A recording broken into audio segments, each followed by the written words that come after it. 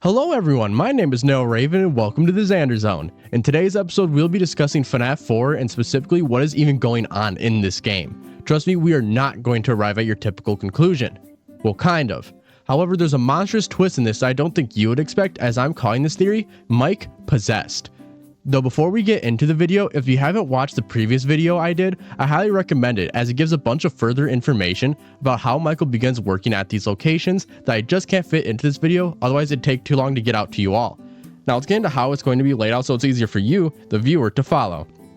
We'll first have a recap of FNAF 4 from our special guest Zedorox. This will just cover the story of FNAF 4 and Zedorox's own personal theories to the mysteries behind FNAF 4. Then we'll have the basis of the theory. This is essentially the basics of the theory without a lot of the details, just so it's easier for you to understand the next section, which is evidence. This section will of course talk about the evidence to support my theory and to later try to help build a story. We will then point out issues with the evidence to see how well it holds up and if I have any counterpoints. Next we'll talk about the story, which will cover not just FNAF 4, but Fredbear's Family Diner, Sister Location, FNAF 4, and UCN. We will then discuss any issues with the story and my counterpoints if I have any for those issues. Lastly, we'll go into my final thoughts, which will just cover my final thoughts and if there's anything I'd change about the theory. Now as always, if you enjoy this video, please do hit that like and subscribe button, as we have a goal of 2,500 subs by the end of the month. While you're at it, comment down below your theories, thoughts, disagreements, or really anything in the whole wide world. Just remember to keep it kind, calm, respectful, and that's just a theory. Lastly but not least, share this video with your friends and family as every bit helps, and without further ado, let's get right into the video. Hey guys, Zedorox here. I'm just gonna give a quick recap of FNAF 4 before we get into this theory. FNAF 4 starts with the text 5 days until the party. A plush of Fredbear's in a black void telling us that he locked us in our room again. As we learn later, the he being referred to here is our older brother, Michael. We take control of this kid who is the protagonist of these minigames. The player goes to the door and knocks on it and then curls up in a ball and cries. After this, the first night begins. We play as a child in a bedroom, which is noticeably different from the minigame room. The basic gameplay loop of this game has the player run from side to side and listen for the animatronic breathing. For the first 4 nights, this pretty much stays the same, with Fox being added in night 2. Because of this, I won't talk about the gameplay again until night 5. Although I should mention that there is a minigame called Fun with Plush Trap, where the player has to get Plush Trap on the X to skip the first 2 hours of the next night. This minigame plays every night after night 1. The second minigame starts with the text 4 days until the party. The Fredbear plush tells us that Mike is hiding and he won't stop until we find him. When the player exits the room, they will notice that the Fredbear plush has followed them and can seemingly teleport. On our right, there is a room covered in pink with a mangle toy. This seems to be a room for our unseen sister. When the player enters the living room, Mike jump scares us. The third minigame starts with the text 3 days until the party. This time the player finds themselves in Fredbear's Family Diner on the floor crying. The Fredbear plush talks to us despite not being there, telling us Mike left without us and that he knows we hate it here. The player then gets up in hopes of finding an exit. If we go to the stage, the Fredbear plush will tell us, "No.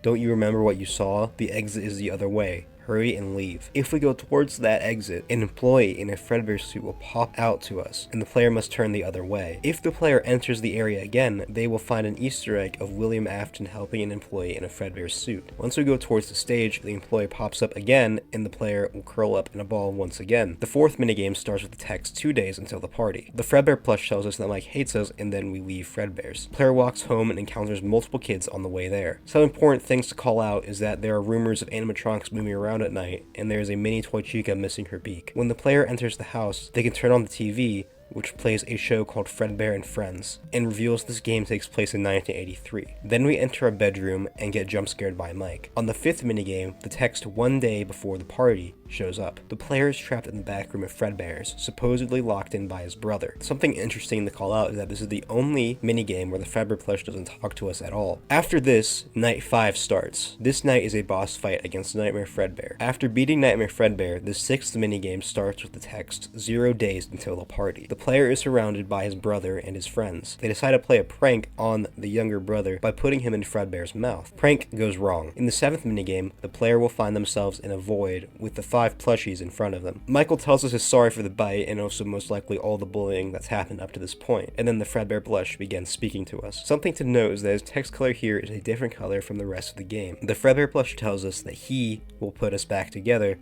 and then we hear a flatline, indicating that the player has died. After this, the player can access Night 7 or Nightmare Night. At 4 AM, the player will meet the final and main antagonist of this game, Nightmare. After beating Nightmare, a new cutscene will start. We are once again in a void, and in front of us sits a box. We try to open the box, but we can't. Text in a similar color to Mike's will then pop up saying, perhaps some things are best left forgotten for now. Now let's go over what I think is happening in this confusing mess of a game. I'll talk about the gameplay first since it's relatively simple, I think. What I believe is that we are playing as Michael sometime after working his shift in FNAF 1. I actually think it's after Sister Location, but it's definitely after FNAF 1 at least. Mike is having these dreams partly due to guilt and partly because something followed him home. What I think happened was Shadow Freddy, or Nightmare, followed Mike home after Sister Location and probably had some influence on the nightmares, since his name in the game is simply Nightmare. Now let's talk about the minigames. We play as a little boy who is scared of the Fredbear animatronics. Why he is scared, we don't know for sure, but based on Scott's hint, what is seen in the shadows was easily misunderstood in the mind of a child. It seems like he saw something innocent and misunderstood it. The Fredbear plush seems to be some sort of imaginary friend, since it can teleport and talk to the boy even when it isn't in the same room. Now as for the final minigame, the Fredbear plush seems to be William Afton because of Sister Location. William has the plush in his office, and he asks Mike to put Elizabeth back together. So he is the one who says he will put the player back together. I feel like it's a clear implication there. Now you might be wondering, what does he mean by put you back together? Well, it's really confusing, but it seems like before his death, the crying child shed his fear on the world around him. It's a whole thing that I explained in a video on my channel. I don't have time to explain it right now, and this isn't my channel. I don't want to take any more time away from Raven, so check that out if you're curious. Also, I'm pretty sure these minigames take place before any of the murders, because I don't think anyone will be making fun of the crying child's fear if kids are already dying at these establishments. Anyway, that's what I think is happening in this game. Now back to Raven.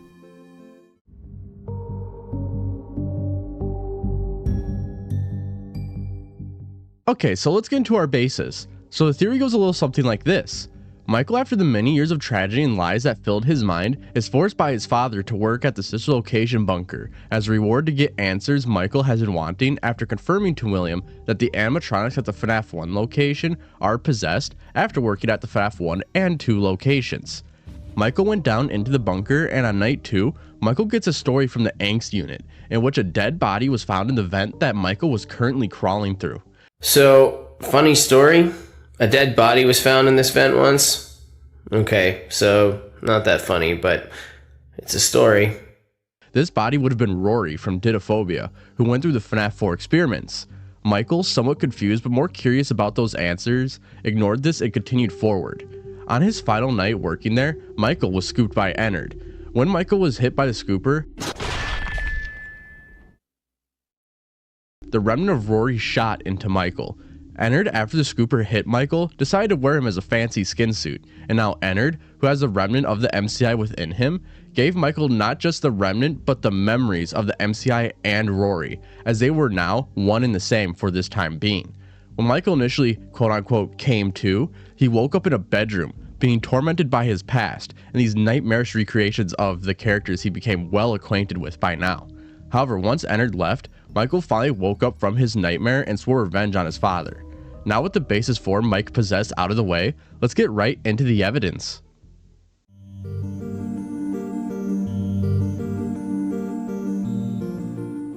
Alright, so let's get into the evidence for Mike possessed, and the first thing I want to bring up is the most important part of this, which is the experiment victims possessing Michael, thus giving him the fun experience that Michael has. So first I want to bring up is how the possession is possible and how do I know how it works. So we know the scooper, or SCUP, is used to dismantle things or inject things with remnant as stated by its blueprint. Meaning when Michael was scooped by this machine, whatever remnant was still in there, he was injected with some of it, thus allowing him to be possessed in the first place.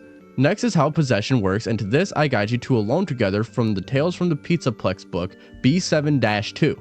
In this story, a kid named Travis Hutchins, who is unaware that he is currently dead and is going on an adventure to figure out what's going on. As he keeps having dreams and flashbacks of things that seem familiar to him, he goes to school and sees the new girl sitting in his spot at lunch, and things like this keep happening where things he would usually be doing or would be at are now taken up by someone else. Travis goes to his grandma, who suggests he is possessed and tells him the 5 signs of possession.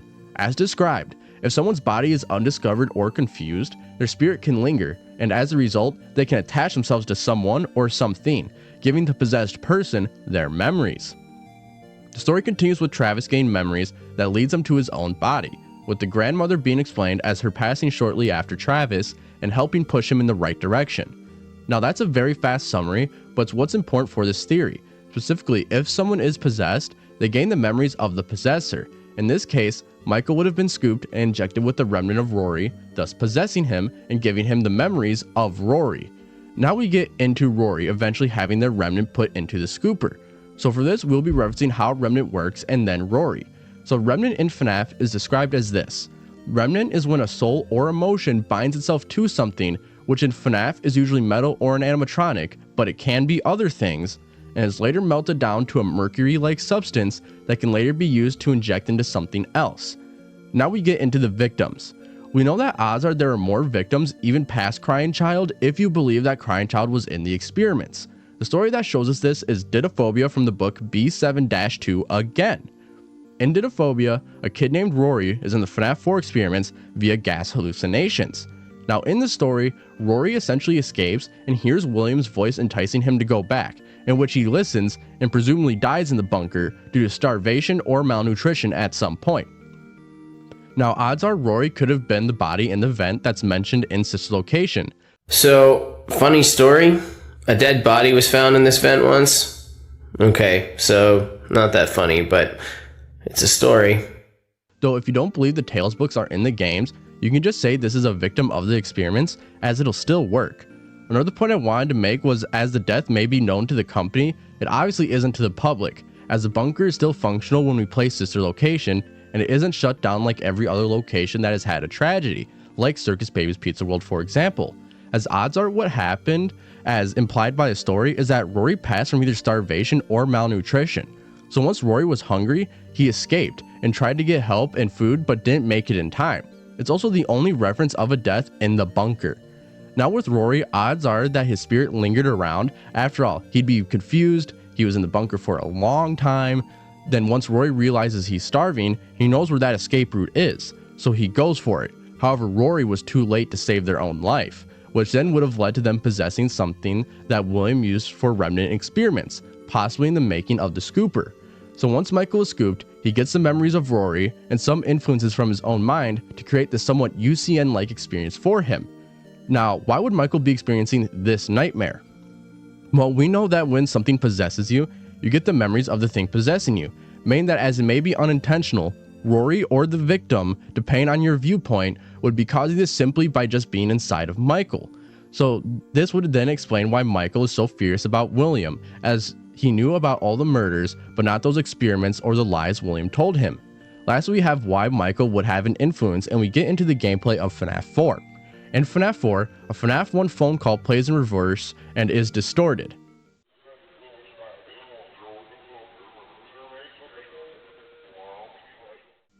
Now we know we play as Michael Afton in FNAF 1, and he would have been the only person to have heard this phone call. Now we get into the bedside Easter eggs with a flower, pill bottle, and IV drip. These would have definitely been by his brother while in the hospital and would have been a traumatic experience for Michael, as he's the one who caused his brother to go to the hospital and later pass as a result of the bite of 83. However, the reason why we play as a kid is because we are seeing this as a perspective of this victim, almost as if he's controlling the body of this victim as a punishment, similar to how William had control of his quote-unquote body in UCN.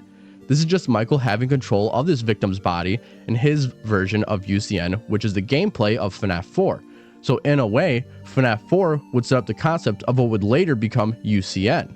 Now I do briefly want to mention the canonicity of the Tales books. Now I am writing this script back in December when the teaser from Dako's Thankmas stream was revealed. In this we see not just the Mimic again, but also Tiger Rock from the Tales books. So for me, this is almost definitive proof of at least the Tales books taking place in the games, or a very close parallel, which means Rory is also canon to the games, or a very close parallel yet again. Though I know some of you may be screaming at me with some questions, which is why we are now going to get into the issues with the evidence.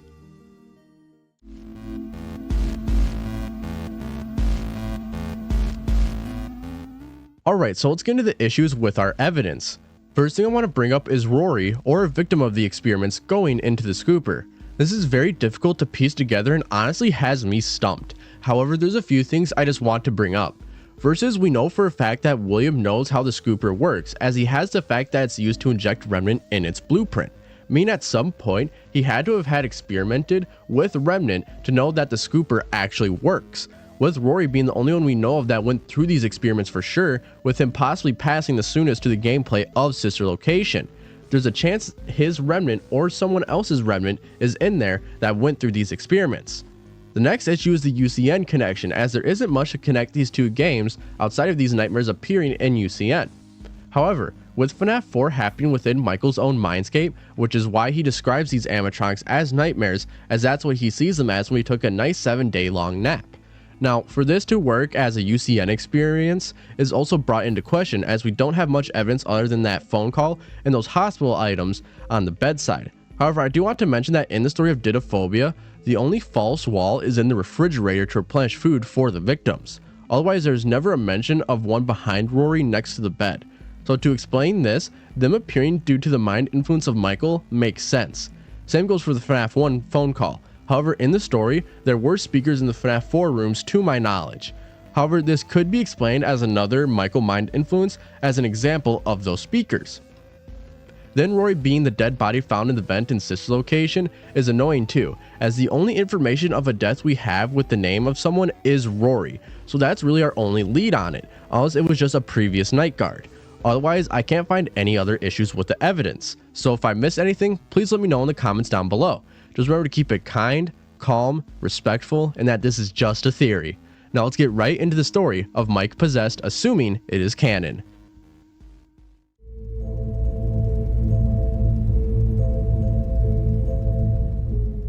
Alright, let's get into the story of Mike Possessed, assuming it is canon. Now remember, this is just telling the story assuming this happens in the games. Again, as a reminder, if you haven't seen my previous theory video, I highly recommend it as it fills in a good part of the story pre-FNAF 2.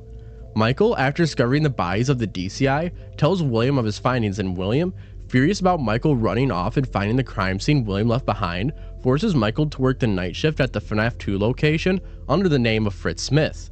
During this night, Michael tampers with the animatronics to get answers for William's obsession with Remnant and possessions. Michael, however, didn't find much, and instead unknowingly signed the death certificate of Jeremy Fitzgerald, as on the next day during a party, Jeremy's frontal lobe was bitten off by an unnamed animatronic. Fast forward a few years and the refurbished Freddy Fazbear's Pizza opens up, and you guessed it, William, still manipulating Michael, forces him to work here, but instead for 7 nights instead of 1. Michael during his time here saw many strange happenings, and on night 7, Michael tampered with the animatronics and got his answer. They were indeed possessed. William, happy with this news, tells Michael that as a reward, he can go into the Circus Baby's rental bunker and find his sister to get some answers that Michael has desperately been wanting. William then runs off to dismantle these animatronics and gets spring locked like we see in the games. However, Michael works his night shifts over 5 nights. However, on night 2, when his hand unit switches to an angsty teen, he gets a story that a dead body was once found in the vent he was currently crawling through. This was his first warning sign of what was to come, as this body belonged to Rory, or victim, that was a victim of the horrifying experiments William conducted to test the fear in children. As Rory, after the gas stopped entering the room, realized he was trapped and left. However, he was enticed to go back by William's voice over a speaker. Rory, a few months later, started to starve, and in a desperate attempt to get food, he tried to leave, however failed and passed away in the vent right before the exit. William covered this up to keep the location open, as he didn't need another tragedy happening at this location like at Circus Baby's Pizza World. Rory, confused due to not knowing whether he was truly dead, lingered around and was later harvested to be used in the scooper machine, another experiment of William's. Now we come back to Michael, and he continues through the nights. However, on night 5, all the fun times merge into one horrifying amalgamation called Ennard and scoop him using the scooper, injecting him with the remnant of Rory. Ennard then entered Michael's body, however due to the remnant within Michael, it kept him partially alive, almost in a coma-like state where he was slowly dying. During this time, Michael got to see the experiences of Rory and relive some of his most guilty and fearful moments, such as his brother's passing, his time at the FNAF 1 location, the torment of the MCI, and all of the lies his father has been telling him all of these years. Once Ennard leaves Michael's body, something keeps him alive, and he rises. Angry and with a vengeance, he swears revenge on his father, that he will find him and avenge these victims. That is the story of Mike Possessed.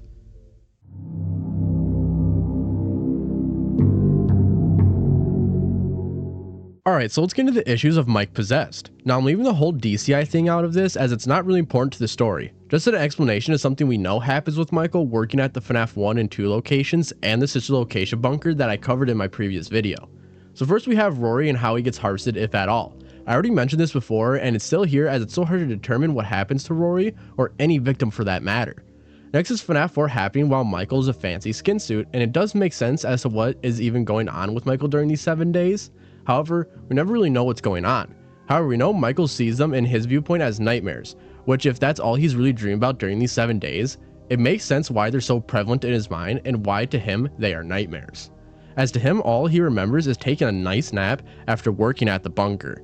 Now, William covering up the death in the vent makes sense, as when there even was a death at Circus Baby's Pizza World in which there were no witnesses, he covered it up anyways by shutting the location down. However, for this victim, he just covered up by either taking their body away or blaming it on something else, which is why the location is still operational as compared to other locations that had a tragedy, such as Fredbear's, Circus Baby's Pizza World, the 1985 location, and the new and improved Freddy Fazbear's Pizza. It's the only location that has some form of tragedy that for some reason just doesn't shut down. Then of course, if Tails doesn't take place in the games, then this would just be a random victim and not Rory. However, at the time of writing the script, I'm pretty confident that Tails books are in the games. So now let's get into my final thoughts.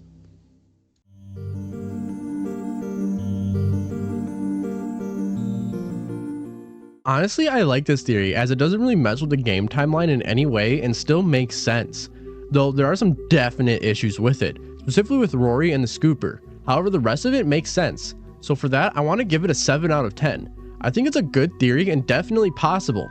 However, we need more information on Rory and what happens to him, or really any victim of the FNAF 4 experiments, for this to either be confirmed or debunked.